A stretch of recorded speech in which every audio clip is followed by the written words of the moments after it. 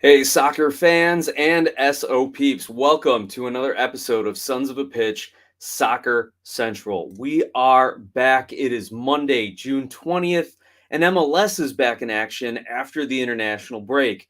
We had a few games, we had some great international play in CONCACAF Nations League, and we're going to get into all of that. Tonight, in the first half of the show, we are recapping MLS and CONCACAF scoreboard, sprinkling in a few little news clips, highlights, team and player talk. In the second half, we're going to continue our team profiles with the New York Red Bulls, who have been surging and sit in second place in the Eastern Conference.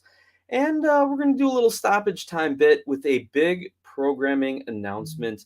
So make sure you stay tuned to the very end of everything. Make sure you like the video, subscribe to the channel, share the link, grow the conversation, and you know what? Stay tuned as we get through that intro.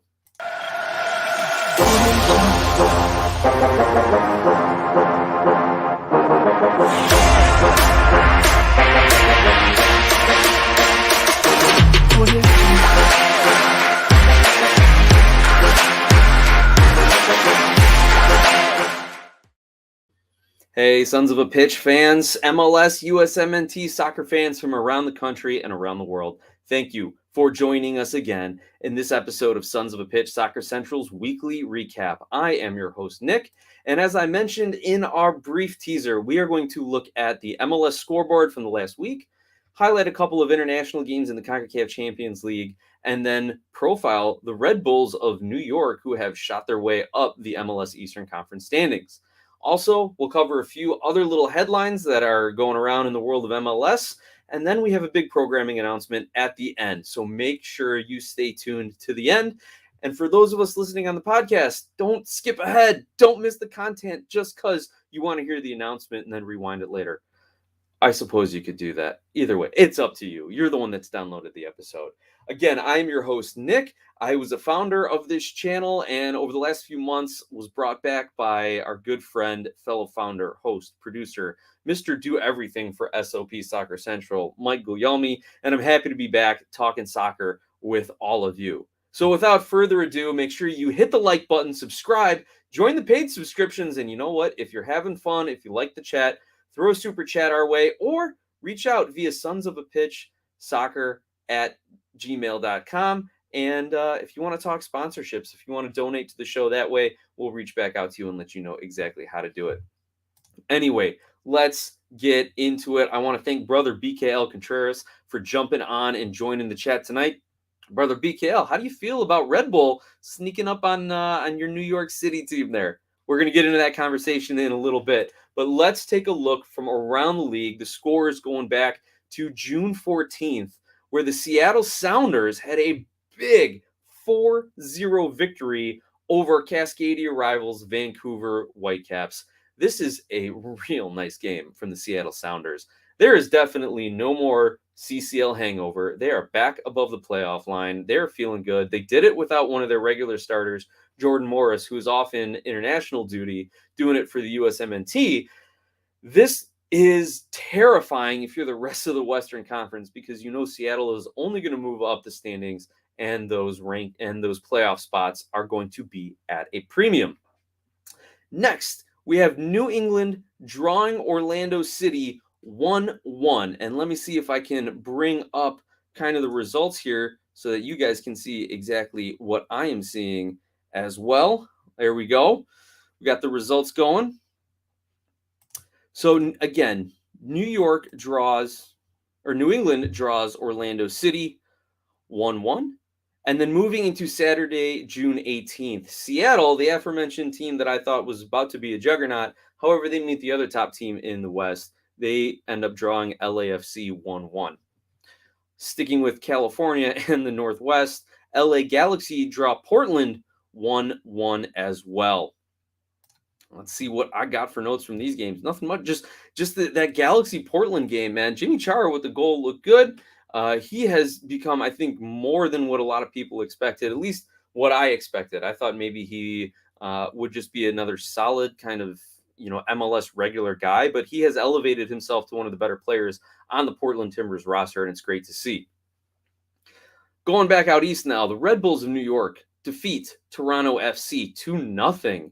A very good win for this Red Bull team. Again, gets them up to second in the Eastern Conference standings. Meanwhile, Toronto struggling still. They just can't wait for Insigne to get there, can they, Reds fans? Can they, TFC fans? And I'm hopeful that Mike is going to join us in the second half of the show, and we'll get his takes on this performance as well.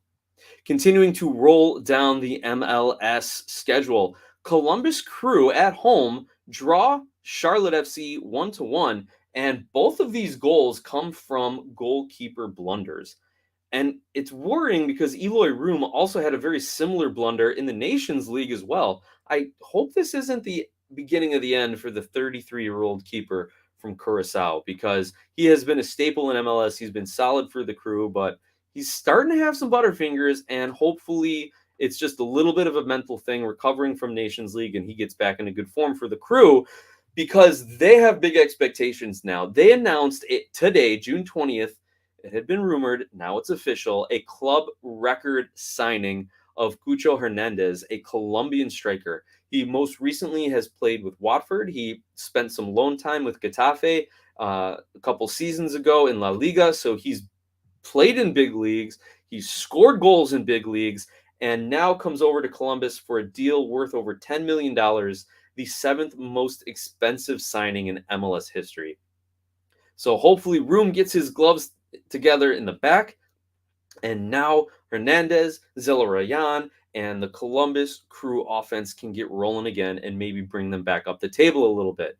Now, one of our good friends of the show, Connor McCabe, Connor knows best, go check him out on YouTube and Twitter for all Crew and Crew 2 coverage. He was messaging me, and like even a week ago was saying that Cucho was spotted in Columbus already, and that he thinks he's going to be a great combination with Zelarayan. This is exactly what the Crew needed to do. They traded Zardes, they freed up the DP spot, and they went out and made a big splash. This is fantastic. And yep, Connor has joined us in the chat live on YouTube here. What is up, Connor? Glad you made it. And as he says, Cucho Hernandez to Columbus is officially done, which is awesome to see. And who else is jumping on here? Dan Geringer, great to have you with us, Dan. Good evening to you as well. Hopefully you had a great Monday at work and are settling in with a nice drink and some soccer talk. Now, Dan says he couldn't stand seeing the LA teams draw. Those are some tough games, tough draws for both teams who are really trying to either, if you're LAFC, go for that shield, or the LA Galaxy just trying to get back in the win column a little bit. But hey, you can't knock draws to Seattle and Portland, two teams who have always played the LA teams very, very well historically. All right, moving on down the scoreboard. We have Orlando 2, Houston 1. Orlando City with a solid win, helping them kind of stabilize their position in the table via an Ersin Cara brace. Now, he looks like a legit MLS player. He could move into that perhaps all-star range, because he first came on my radar, again, suburbs guy here in Chicago, when he scored a goal against Chicago earlier this season and had a couple good opportunities as Orlando and Chicago had their two games already played. More on that kind of rant in prior episodes about scheduling. But anyway, he comes away with a brace. Probably could have had a hat trick tonight. Had a couple missed opportunities. Again, he looks legit. He's an excellent signing. He's an Austrian footballer. Comes over from Austria after playing a few seasons there. And he's doing very well for Orlando. And the rumors are that Pato may be sold, if that hasn't already happened. If anyone's seen or heard about him, I haven't seen any headlines of his lately. So thankfully, Cara is kind of picking up the slack there for the Lions in purple. Also, Philadelphia draws Cincinnati 1-1, or as people are calling Cincinnati, Philadelphia West, with their coach is a former assistant coach. They got a couple players from them too. But you know what really we take out of this? Jim Curtin's postgame comments. They need a difference maker in the final third, which is accurate. And I think it's the last piece in the evolution of the Philadelphia Union over the last few seasons. We had seen the Union a few seasons back play a kind of bunker and counter style, and then they wanted to play more of a possession style, and then they wanted to play more of a counter pressing,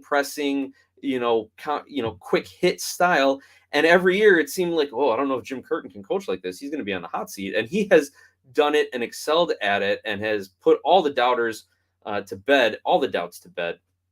Probably put the doubters to bed too. I don't know if he's tucking them in himself or just doing it metaphorically. But anyway, he has surpassed all expectations, removed all doubts in anyone's mind. And now they have kind of gone away from that kind of goal scoring by committee that we've seen over the last couple years, especially with the sale of Shabilko to Chicago.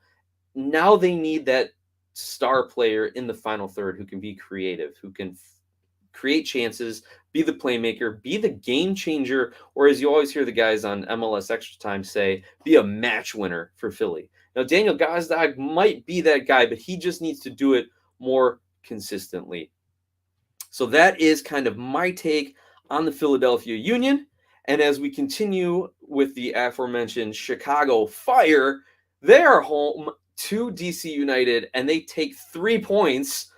First in 11 matches that the Fire have won. They were on a 10-match winless streak, and they finally get the result at home on the lakefront in Chicago against the other worst team in the league. But you got to beat who's in front of you, right? 1-0. And I'll tell you, fans out there, I just happened to be in Chicago that day, took the kids to the Field Museum, went out to lunch in Greektown, and I looked at my wife halfway through lunch and went, it's already kind of getting late. Maybe we just stick around for the Fire game. And sure enough, we did. We got great seats, 10th row, about even with the penalty spot of the South goal. And man, it was awesome to see them live. I will get into details of the Fire game over on the Wife Children House channel, my own YouTube channel, so go look for that. As well as during our sponsorship break, our good friend and sponsor John Donovan is going to give you his reactions to it on the podcast side. So make sure you're also subscribing to the podcast so you can get all SOP Soccer Central content. And honestly, thank goodness they won, because they did not have Shaqiri and they did not have Torres, and it would have just been more of the same, where Chris Mueller has a great game, the rest of the team plays pretty well, and they come away with nothing to show for it. So thank goodness Chicago got that 3 points.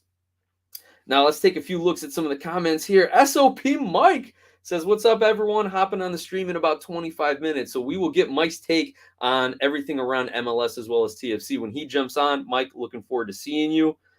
BKL says, it's perfect to help the crew for moving the pitch and get perfect score goals. Give credit to the crew. Yes, that is talking about their recent signing of Cucho Hernandez. Absolutely. Connor agrees. The Fire won, but it's DC United. Come on. I could beat DC by myself. I don't know if I'm going to go that far and agree with you, Connor, but I definitely understand the point you are trying to make. DC has not been playing well. They had a couple opportunities. One really good one with Taxi Fountas, who headed just a little over. But again, we'll get that into some of the other shows that we do. Brother BKL, not any longer, Connor. Great banter in the chat, my friends. Great banter there. Now let's continue moving down the scoreboard. Dallas 0, Vancouver 2. So just when everyone writes Vancouver off for dead, pencil them in for your wooden spoon alongside Chicago and DC. Nope, they come back and win 2-0. Meanwhile, Dallas, Vancouver doesn't want the wooden spoon. Dallas doesn't want a playoff spot, apparently, or a top 4 spot. They just keep finding ways to lose and do so again at home against the Whitecaps. Staying out west, RSL with a big 2-0 victory over San Jose. Don't look now. RSL's in second place in the West, everyone. Nobody saw this coming with all the turmoil in the organization, the turnover in the coaching staff, the fact that, do they have a DP? I'll have to go check the roster. I don't know if RSL actually has a full DP. Does anyone want to check that in the chat for me right now? But they are doing it with grit, with determination, with just sound tactical play, and Pablo Mascherani is just playing all the right notes with that RSL team. Are we going to see them drop off? That's kind of what I'm waiting for, right? Not to be so discouraging to the fans and players and everyone in the RSL organization, but they are really outperforming expectations right now. Maybe not their own expectations. Maybe they have that us against the world mentality. But we need to see what their schedule is going to look like coming up, and if they are going to have that drop off.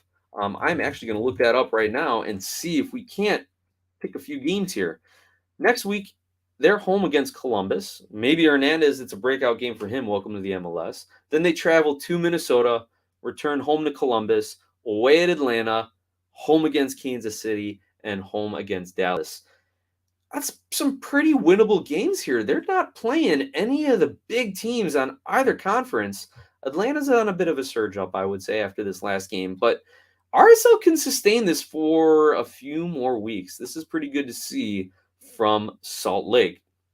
One thing I wanted to say about San Jose is I feel for JT Marcinkowski, their goalkeeper. His defense has been hanging him out to dry game in, game out, week in, week out. Like, he had some great saves tonight to keep it only 2-0. There's not much a goalkeeper can do when an opponent is, tapping them in from 5-6 yards out, right? That's not on the keeper. That's on the defense. Anyway, let's keep it moving in the recap. Speaking of Atlanta, now we're on June 19th. Atlanta with a big 2-0 win over regional rival Inter Miami. What was great here is Joseph Martinez assists Araujo, and then Araujo assists Joseph Martinez. The two of them looks like they're having some chemistry here. Martinez isn't going to get back into that crazy goal-scoring form that we saw him when he was the Golden Boot winner, league MVP, Atlanta's winning trophies. I really doubt that. I don't think he's going to be able to come back from that knee injury to be that superhuman 110% kind of player. But if he can build this great rapport with the players around him, like Araujo, then he'll be able to find some easier goals, right? He doesn't have to be that sprinting at 100 miles an hour, blasting it by the goalkeeper kind of player. He can rely on some of his guile and his skill and his combination play with his teammates. So let's keep an eye on how those relationships for Atlanta's offensive players continue to build. On the flip side, I said Atlanta's on the rise. Is Miami on the slide now, right? Are they going to be able to keep up what they have built to this point, right? They are moving up towards the playoff line, in the playoff, right around there, but they've got Minnesota, Dallas, Orlando City, and Philly coming up next.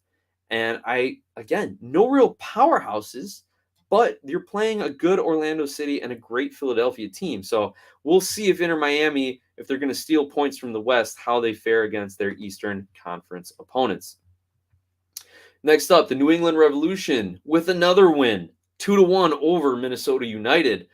The Revs are starting to string together some points. They're 2-1 in their last 5, up to 6th place in the East.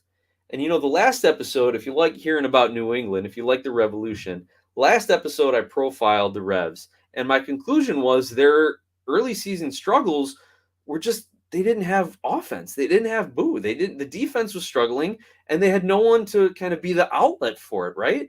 But now Gustavo Boo is back. Boo. He's back. He's got 2 goals and an assist in the last 3 games. New England is getting wins, and they're moving up the Eastern Conference standings. Now, staying in the East, New York City hosting the Colorado Rapids. Great inter-conference matchup there. But they draw the Rapids at home, 1-1. This is tough for New York City, who is really trying to cement that number 1 spot. I don't know if they really want to go for the Shield, if that's been talked about in NYCFC. Maybe some of our loyal listeners out there can let us in on some of the internal conversations. But they need to be winning these home games. But if you're going to drop points, do it to a non-conference opponent. Meanwhile, Colorado gets the goal early on and are able to hold on for a point and kind of keep their playoff picture relatively stable out in the West. Nashville to round out the matches. Nashville at home against the banged up and struggling Kansas City squad ends up losing 2-1. This is a great win for Kansas City. Now, I didn't get a chance to watch it, but I did hear that Graham Zusi was just banging them in. So we need to make sure that we go find the highlight reel, because Graham Zusi has been one of my favorite soccer players for a long time, going back to when he first came to SKC, how he's stuck with them his whole career, how he's got those international caps, all the things he's done, the San Zusi goal, all of that. I've loved watching Zusi's career over the years, and it's nice to know that he still got it when he needs it. But now the question for me about Sporting Kansas City is, will Peter Vermees and the organization start to emphasize the regular season even more if they're able to kind of win a few games and have a respectable season? Or will they focus on the U.S. Open Cup? They're in the round of 16. Despite being one of the worst teams in the Western Conference, they're in the round of 16 of a major tournament here. And they are playing against the USL League One side, I want to say, in Union Omaha. So it's a great opportunity for them to move into the Final 8 and play the regional MLS team that comes out of their matchup, the next matchup in the bracket. Kansas City could make a run for a trophy despite not being in the playoff picture at all. So I wonder what their mentality is going to be, because we know in the past, Vermees has kind of poo-pooed some of the other things like a Leagues Cup, friendlies against Liga MX teams, etc. I wonder if he'll do the same this year to try and have a respectable regular season. But anyway, on the other side of that result, Nashville, pretty clear to see that they miss Walker Zimmerman. Glad he's doing it for the USMNT, but I'm sure Nashville fans wish that he could get back to them real quick. Now let's take a look at some of the comments that have come in over this recap. Brother BKL, when we play great in the first half and the ref screws it with Talis Magno, I don't know if that was a penalty. The goalie pulled up. I would have given it. I would have given it, because it's hard to be a striker when the goalie's coming out full speed and sprawls out. To me, he's not trying to play the ball. He's just trying to flail and make something happen. So I would have given the penalty. I'm with you on that one, brother BKL. Besides, it's a fine draw until we play RBNY in US Open Cup and Philly. Yeah, this is going to be some fun matchups for the blue side of New York City coming up soon. Ramon Pablano says, hey, Nick and SOP family. Ramon, great to see you jumping in the chat, man. How are you? How's everything out on the West Coast? LAFC with a tough draw, but hopefully they can really move themselves into that Shield front runner, solidify it. Now they got Chiellini. What do you think about the Chiellini signing? I think we mentioned it in last week's episode, but would love to hear what you think of it, Ramon. Bernardo, hey bro, how are you today? Great to have you back, man. By the way, I love your little picture there. The Galaxy logo with the 5 stars for the championships. I love that. Repping LA Galaxy, man. How do you feel about the Galaxy's chances? How do you feel about their results? It would be great to see the Galaxy really have some strong games, good games when they draw, rather than kind of subpar expectations. Dan says, "What's happening, Mike?" And bringing the stats like a stat doctor. You know, I've got a legal doctorate, not a stat doctorate. I wonder where I could go to get that certificate. Maybe we'll have to start it here at SOP Soccer Central Stat Doctor Certificate. I think we can make that happen. Absolutely. Connor says, I'll have more on the Cucho news tomorrow on his channel, 1 p.m. Eastern, live chat. So follow Connor Knows Soccer, Connor with a K. Go check that out. And Dan, thank you for saying I'm bringing the heat. I try to keep it entertaining. I sit at a desk all day. I read contracts. I look up policies and procedures. I do compliance work. So when I get in front of the camera for SOP Soccer Central, I'm fired up to be here with you all. So I really appreciate all the comments. Thank you, everyone, for letting us know what you're thinking. So we're going to recap a couple international matches, and we'll take a short break. So let's get into it. CONCACAF Nations League. Let me get that graphic up for you all here. Looking at the groups, Jamaica and Mexico at the top of their group, Panama, Costa Rica at the top of their group, Honduras and Canada, and El Salvador in the U.S. at the top of their group as well. Now, all those World Cup teams, U.S., Canada, Costa Rica, and Mexico, all have a game in hand because they were doing a lot of extra World Cup qualifying. So that's why their Nations League games got bumped back a bit. But I think by the end of group play, once they play every team twice, you'll see those teams kind of shake out, despite the fact that the U.S. did draw El Salvador 1-1 in the mud pit of Cuscatlan down in El Salvador, right? I think when El Salvador comes to the U.S. is going to probably smoke them like 3 or 4-0, because they do not want to have those draws be the norm with El Salvador, first of all. Secondly, they just want to say, hey, when you play in a legit field with legit talent, this is what happens, okay? That Ethan Horvath mistake, did he get stuck in the mud? Do you guys think he was stuck in the mud? Do you think he misread it? I've seen people say he was cheating on the cross, and then the ball either drifted to the near post, or it was kind of a trick shot where the player for El Salvador thought he was going to cross and then shoot it, a little dip of the shoulder, whatever. Either way, it didn't look good when your goalie doesn't move and the ball ends up in the back of the net. But hopefully Horvath learns from that and continues to develop, especially now that he'll be with Nottingham Forest in the Premier League. We'll have more American players in the EPL. That's awesome. Now, the other game, Jamaica and Mexico draw 1-1. Again, Jamaica's at the top of the group. Mexico's game in hand. This was Andre Blake at his finest. I mean, Mexico came out trying to win this game, and Blake had some fantastic saves. Now, before we take our break, I want to throw a few USMNT thoughts out there, and let me know what you're thinking. Let me know what you all think about what Greg Berhalter is seeing with this U.S. group, right? What strikers do you think he's going to play? What goalkeepers do you think he's going to play? Any center back pairings that you like?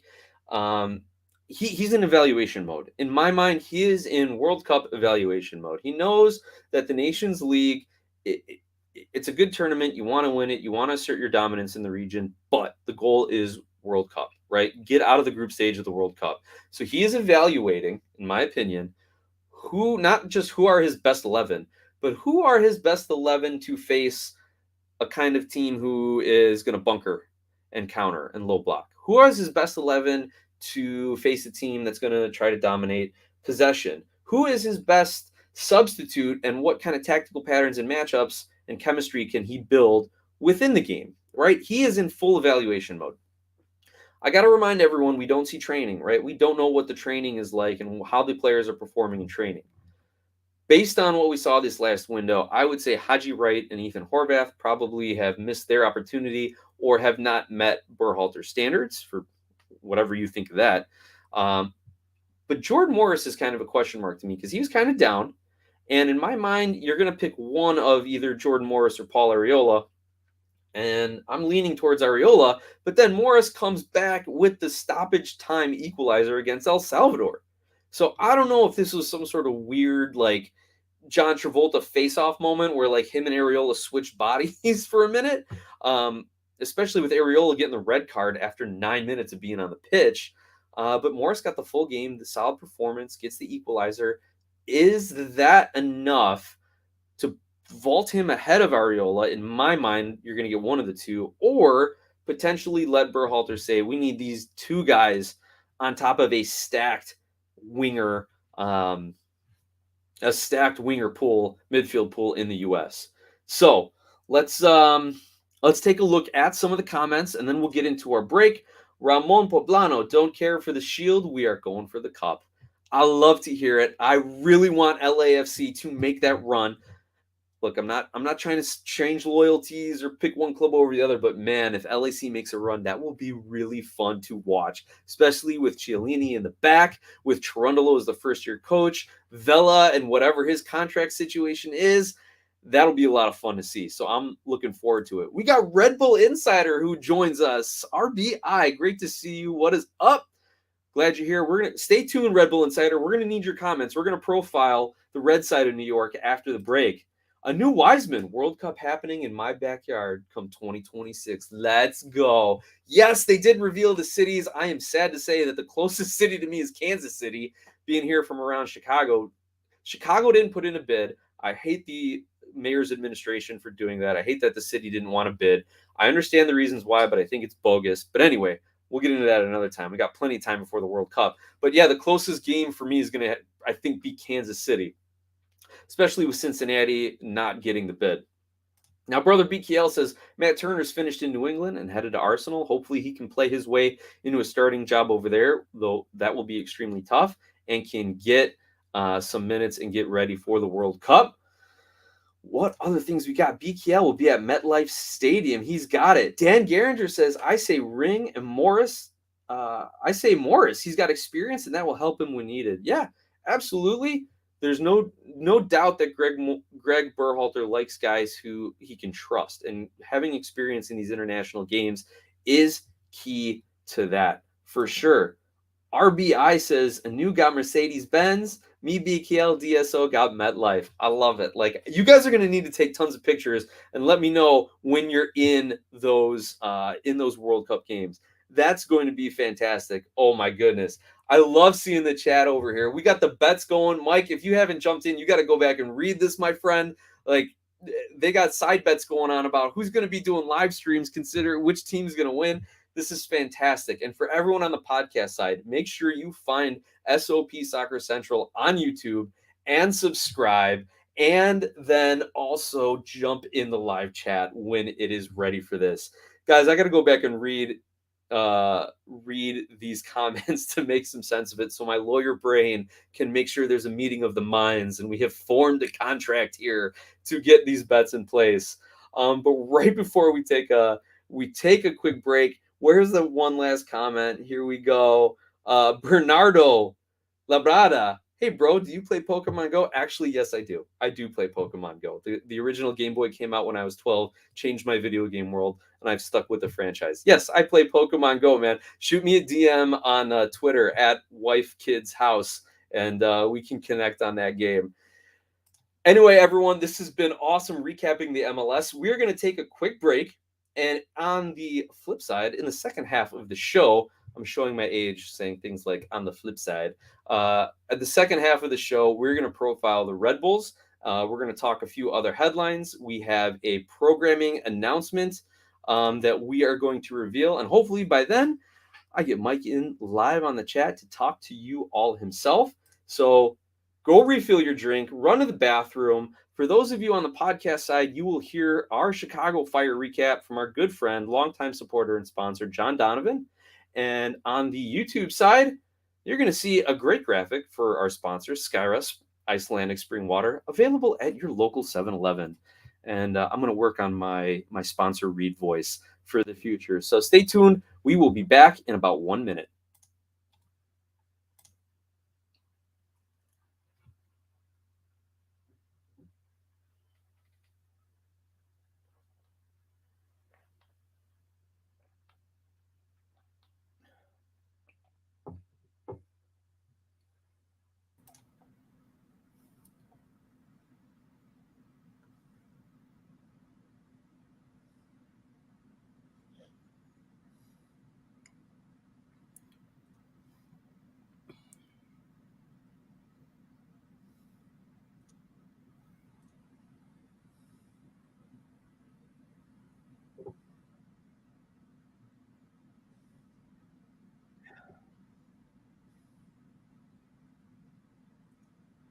All right, SO peeps and soccer fans, we are back. I want to again thank everyone for the great comments, everything as we recapped the MLS scores in the first half. Thank you to John Donovan for the Chicago Fire recap and his take on things on the podcast side of the show, as well as thanks to Skyra Icelandic Spring Water. My wife is actually about to book a trip for us to Iceland. So Skyra sponsors, if you're out there, can we get a tour of the bottling facility? You wanna let us know what's going on out there? I'm serious. We're going this October. Let us know. Anyway, back to the soccer side of things. And look who's here, everybody. Perfect timing, right on the other side of the break. My brother, Mike. How you doing? What's going on, man? What's going on, everybody? How's everybody doing? It's been a minute. Glad to be back talking with you guys, and just going through a lot over here, everybody, and just to kind of let everybody know what's been going on. So I've been going through a lot of personal issues right now, as well as with work and all kinds of different things. So just as kind of a quick synopsis of everything, a big shout out to my mother, Karen, who we call Grandma on the chat line and whatnot. My mother passed away back on June 6th, and so we've been dealing with a lot with that. Also have some other things, family wise that have been going on, in regards to my father as well. So a lot of other things, but mostly that plus as far as a job. I'll be I'm possibly going to be moving down to Shreveport, Louisiana, in that area. So there's a lot going on in my world. So guys, don't take it personally. I'm not leaving you guys, but a lot going on right now that I've had to kind of take a step back for now and for a little bit in the future, which we'll discuss a little bit towards the end of the show. But it's great to talk to you guys. You're in great hands with Nick, and I miss it. And anyways, with that being said, Nick, how you doing, man? Brother, I'm doing very well, Mike. And I think I can speak for the entire Sons of a Pitch community, offering our condolences to you on the passing of your mother, keeping you, your family, and everyone in our prayers, and hopefully that she has finally found some rest, and that you and your kids will keep her memory alive and have many, many fond memories of her for the rest of your lifetime. As we say in the Orthodox tradition, memory eternal. Absolutely. Thank you. So I can already see it now in the chat. Everyone expressing their best wishes, Mike. Yes. And we're even you, getting everybody. offers, phone calls, messages, whatever you need. They've got your back. We've got your back. And just another reason why we love being a part of the Sons of a Pitch community here. Thank you to everyone for that. And yes, we will get into some additional programming announcements at the end of the show. But Mike, I know one of the things that you love to do is talk soccer. It was awesome always seeing your mom jumping in on the chat. So I think this segment, if not this entire episode, needs to be dedicated to her and to her memory. And so with that, bringing you in, I was about to do a profile on the Red Bulls. You got to watch TFC play the Red Bulls. So why don't you give us a little bit of what you saw from the Toronto FC side, being the big Reds fan that you are, and then we can transition into the Red Bulls side of things. Go for it. Yeah, so with TFC, I jumped in around the 10-minute mark of the game. However, TFC was already down because that's what they do. They concede early, and it's not a pretty sight in Toronto. I think they went into the game as plus 875 or plus 900. It was a mess. Figured it was going to be a mess, and it turned out to be that mess. However, when I was watching. I was watching probably for about 45 minutes or so, the rest of the first half and a few minutes into the second half. And it was all TFC. I mean, it was the MSG broadcast, the New York Red Bulls announcers, Shep Messing, and I forget the other guy's name, but I love those guys. They're great announcers. And, they even were like, wow, this is surprising because Toronto FC is the better team here at Red Bull Arena. But it's a game that we all know and we all love for a reason, because sometimes it doesn't go that way, and that's kind of what makes soccer. So it was at that point, New York scored again. I was done watching at that point and went to sleep for the night. But overall, Toronto FC, they've got a lot of work to do. There's a lot of pieces they need to bring in. And the one thing I do want to address, though, is I'm seeing Carlos Salcedo taking a lot of heat. And I agree that he has not been his best. Worthy of that designated player price tag, not so much. However, everybody lay off the man. Look what he's working with. He has had Chris Mavinga next to him probably 2 or 3 games this season. It's either been Shane O'Neill or Lucas McNaughton. There's a lot of reasons why he has not been playing his best. Plus, then the wingbacks, we all know TFC has 0 wingbacks. So they've just been pushing the kids back there. So overall, Toronto FC is a work in progress. We all knew it. As long as they can stay somewhat close, in July, we'll see if they get there. But overall, the Red Bulls, they're doing well. They're playing well. They've got a good system. They've that Luquinhas who came in, looks to be really, really special. Red Bulls are doing well. So thank you guys with all these awesome awesome comments. Ramon, thank you, sir. Connor, thank you. Dan, thank you. Everybody, thank you so much for the well wishes and whatnot. I really appreciate it. And we're all going to get through this, and we'll have brighter days. For sure, Mike. And I wanted to ask you a TFC question, though. How do you feel about, before we get into Red Bull, how do you feel about Jalen Nelson? Is it Jalen? Jaden? Did I mispronounce that? Jaden Nelson. Him a little bit this season. Dude, he's either crushing the opponent with yellow card tackles or highlight goals. Yeah. He's 17. That's all you got to know about this kid. He has potential to be a superstar, but he's 17.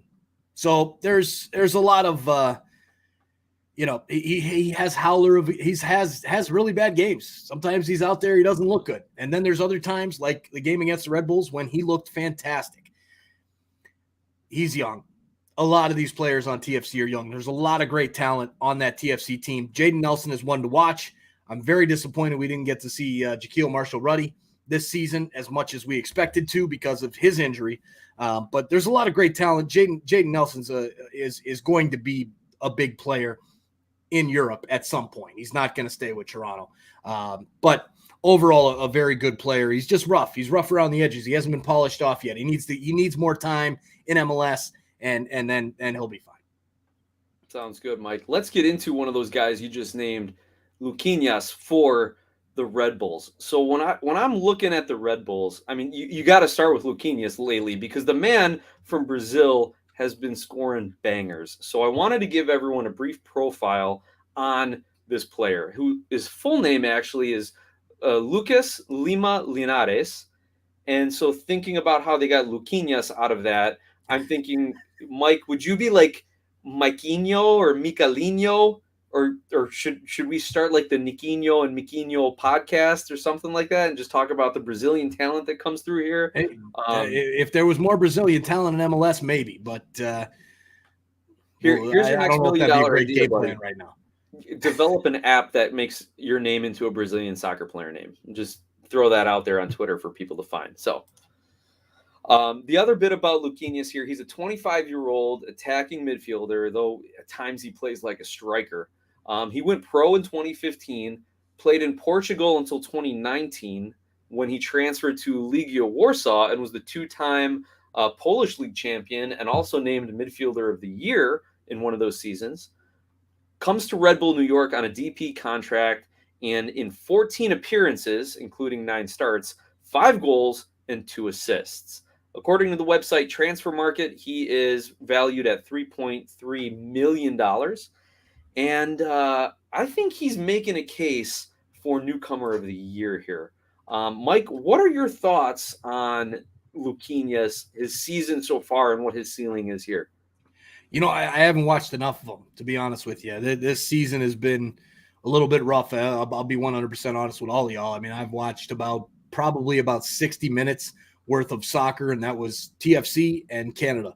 That's all I've watched over the past 3 weeks. Maybe 4. It's been bad. I just haven't had the time to watch it. I mean, from what I'm seeing from this guy, he seems like he's got the talent. He can definitely do well in this league, and there was not much of a transition time for him, so that bodes well. Guys, even when a lot of people have a lengthy transition into MLS and they still turn out well, they don't end up being that great because of that transition time. So it's the guys who really are at the top of the game in MLS that you talk about, your Robbie Keanes, your Javinkos, those guys, they came right in and they started blasting. And that's something that's similar with Luquinhas. He came in and he is doing extremely well right from the get-go. So, that's he's quite the player. And Mia Mendez, how you doing, Mia? Good to see you. I'm doing well. I'm going through a little bit of a rough patch right now, Mia, but Eustáquio and Porto are champions of Portugal. Congratulations to them. Glad to see Porto win the championship, and glad to see you, Mia, and hope you're doing well. Nope, you're on mute there, Nick.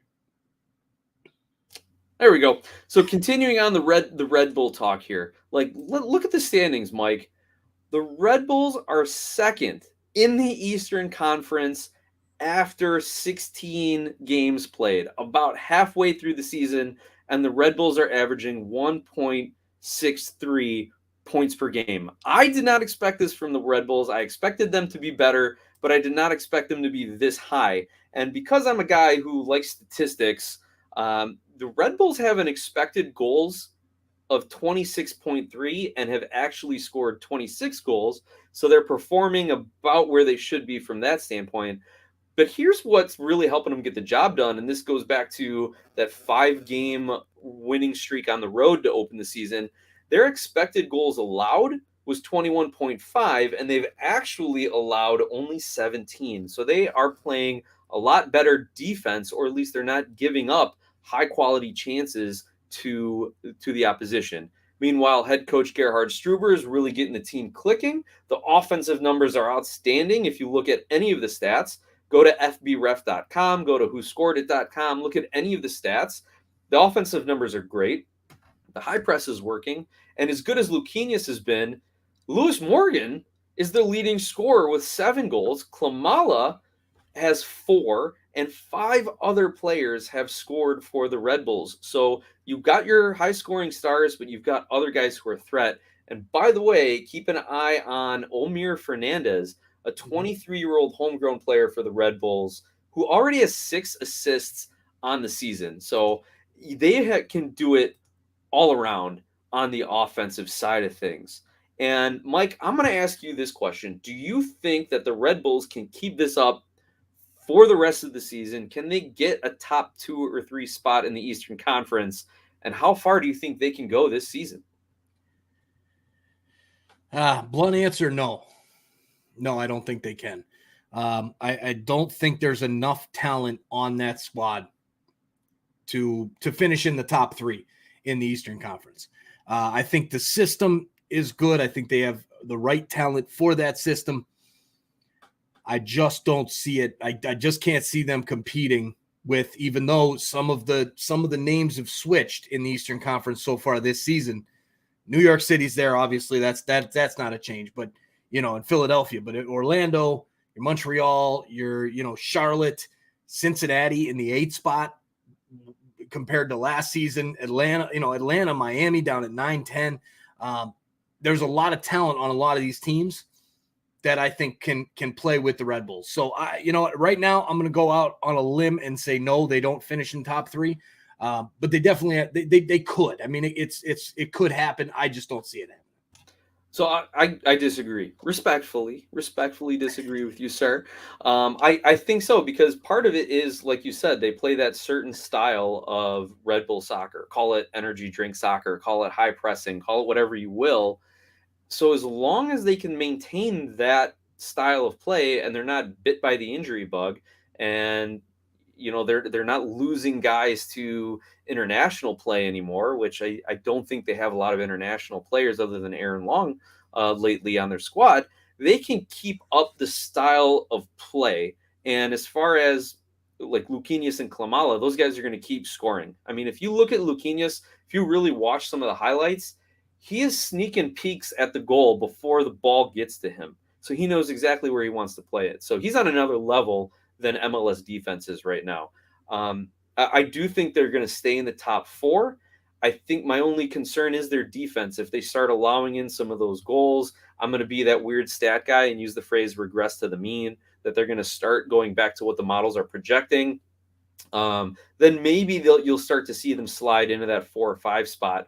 But I also looked up some of their defenders on FBref.com. Sean Nealis and Dylan Nealis, 2 brothers who play defense for the Red Bulls, are just having outstanding seasons. I think they're having career years.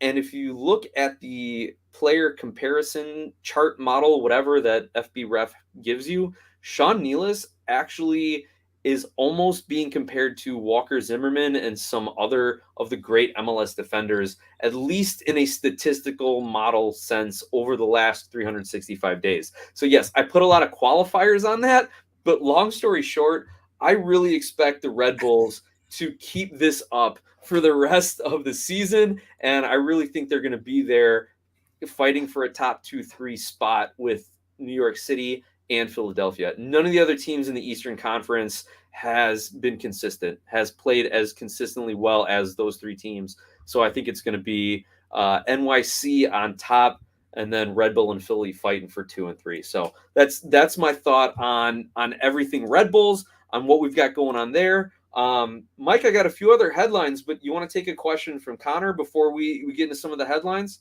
Yeah, absolutely.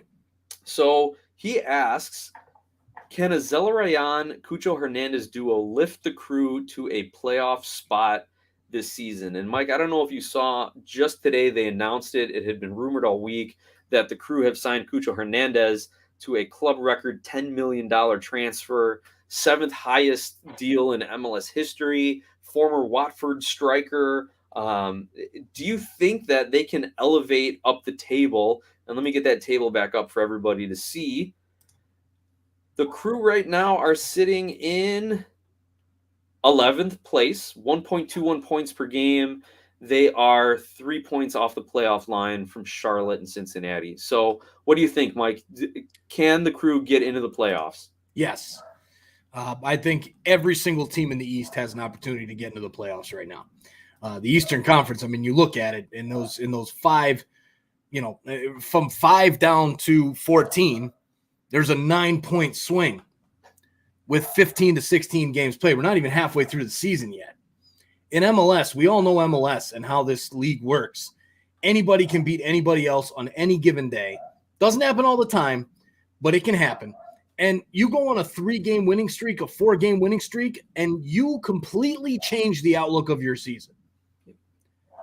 Now, this guy, I know nothing about this guy. I don't watch anything about the Premier League, Watford, Wolves, whatever the hell, wherever he's coming from. I don't pay attention to any of that. But he obviously has a certain level of talent to be at those places. Now, Lucas Zelarayan is a beast and has been a beast ever since he came into MLS from Tigres. So, I'm thinking, I'm thinking with them sitting at 14 games played right now, 2 games behind Charlotte, 2 games behind New England, 2 games behind Orlando, and only 8 points out of that 4 spot. Yeah, I mean, you figure if they win both those games, that 8 points turns into 2. It's definitely possible. The Crew are missing one position, and that is striker. They got rid of Jossie Zardes. Wasn't what they were looking for. Miguel Berry is a young talent and a very good talent, and he will help that team. I mean, even if this Cucho guy goes number 1 and is your starting player, which I expect he will be, Berry off the bench, you're starting him in a 2 up top system. It's going to be fine. Miguel Berry is a very serviceable striker in MLS. To add that, if this Cucho Hernandez comes out and plays well, especially right off the bat, I could see them jumping in for sure. So, Mike, you said, a 3-game win streak can change your season.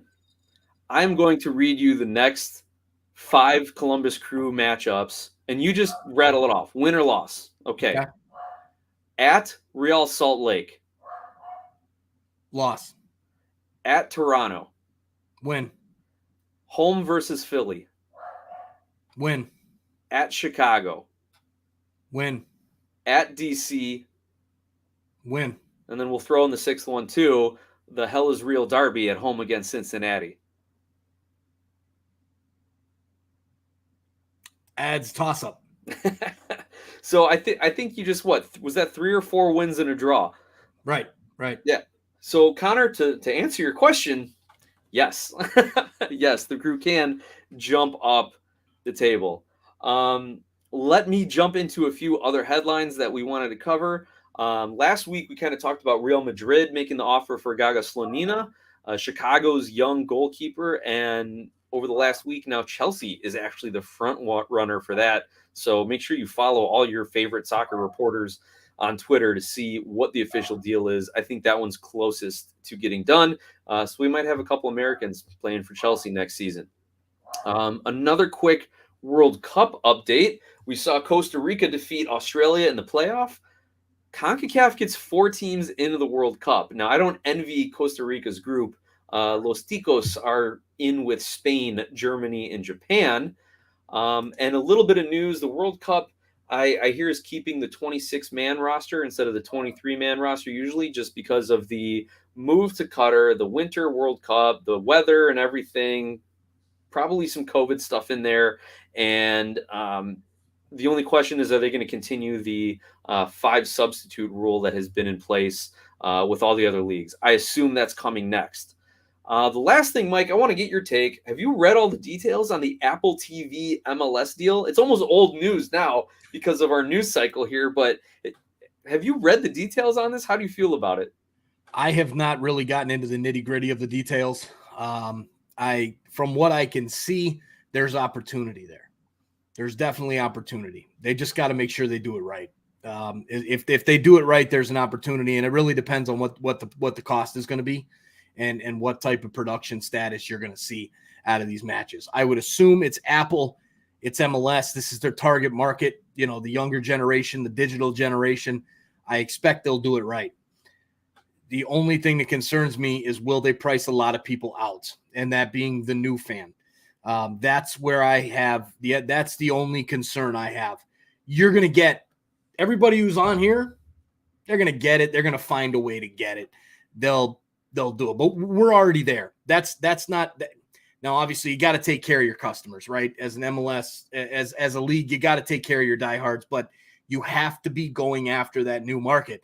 And if you expect somebody to just kind of start getting into something and pay those type of prices that I've been seeing floated around $20 to $30 a month, forget about it. It's not happening.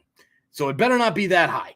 From then I've heard maybe, 15 to 20 range a month is still pretty high. But there's, I don't know, man. I'm a little nervous about it. But it can definitely be a pioneer type thing that could really take this league to the next level. But it could also backfire as well. But there, as Ramon said, and RBI said, season ticket holders get it free. So that is definitely good. So hopefully they've figured out a way to attract that new customer, that new fan, and that new blood in MLS.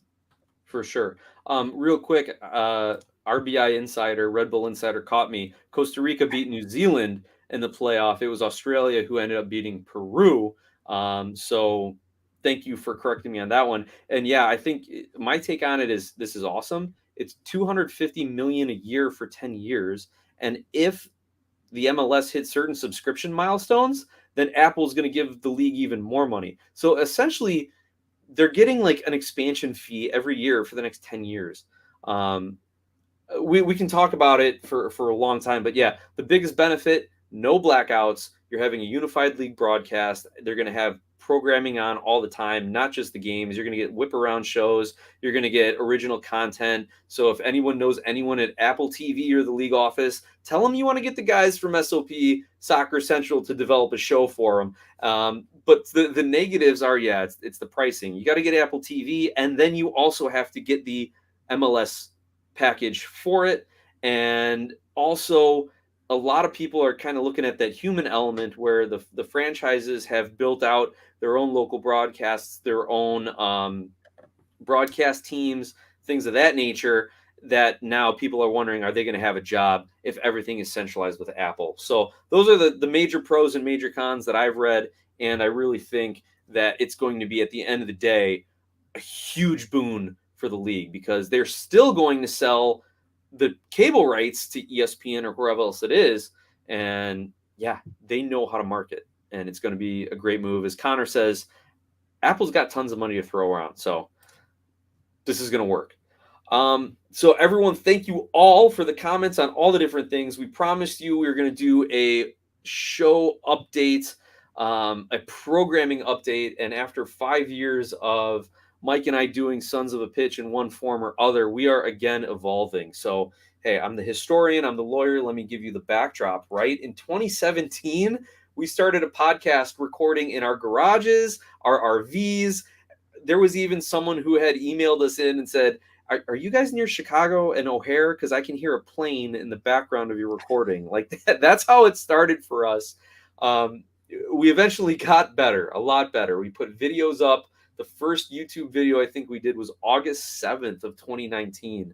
And about a year ago, Mike took the show all in on YouTube with paid subscriptions, emojis, advertising, live streams, 3 and 4 videos a week. Mike has worked his ass off to grow this channel to over 6,000 subscribers, over 1,000 Twitter followers, and into the great content that you're seeing today. And as Mike said, with everything going on with his family, he's going to be taking a little bit of a step back over the next several weeks and months.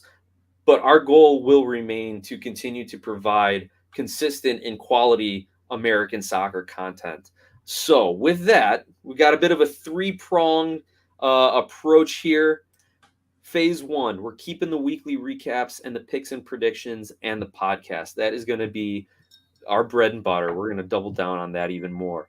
I'm going to be more active on social media. I'll be tweeting out articles, updating Facebook.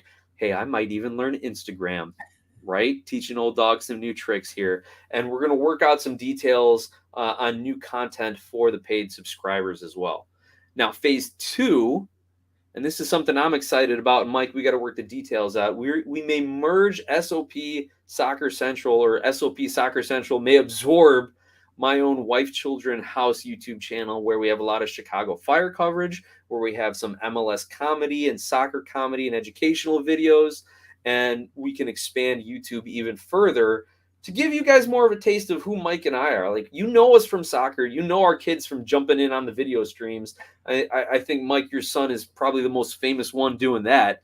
But we can put some more stuff out. Hey, even in this episode, we got comments about playing Pokemon Go. So we might even do some video game stuff and just really expand and kind of talk about, living the soccer lifestyle and what we do outside of soccer as well. Get to know us.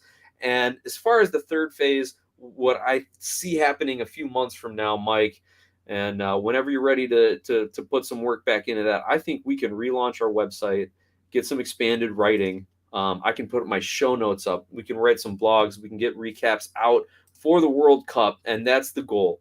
Get everything ready so that we can give you all the best coverage of World Cup 2026. Have the best chats, have the best coverage, have the best videos, graphics, everything that you all want to see. And so you can come to SOP Soccer Central to be your World Cup Central.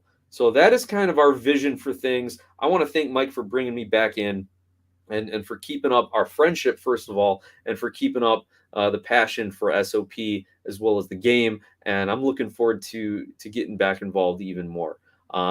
Mike, that is what I wanted to present to the people. Yeah. Give me your thoughts, and then we can wrap for the evening. Yeah, absolutely. I'm excited for the future of SOP. Unfortunately, I've got to step back. And Jay's jumping in. What did I miss, Mike? You leaving? I'm leaving for the short term, Jay. For the next couple of months, I'm going to be out of the picture here with SOP. I can't handle everything I've got going on. And between family, between work, possibly switching jobs, all that type of stuff. It's almost a guarantee on switching the jobs. We're not quite 100% there. We're like 98%. So I'm possibly going to be moving down to Louisiana, selling my house, building a house down there, buying some land. Things are absolutely crazy in my life right now, to put it mildly. And to those of you who I speak with on social media and outside of the platform, I'll fill you in on that and on more. But as far as that goes, Nick, we started this thing out together. We wouldn't be where we are today with what you did in the beginning. We wouldn't be where we are today with what I did in the beginning and in the middle. We wouldn't be where we are today without you guys, without RBI, without Brother BKL, without Dan, without Connor, without all you guys. We are nothing without you guys. And this is what I mean. This is kind of the you're not dealing with Fox Soccer. You're not dealing with that stuff. And that's why you love it, because we're not that.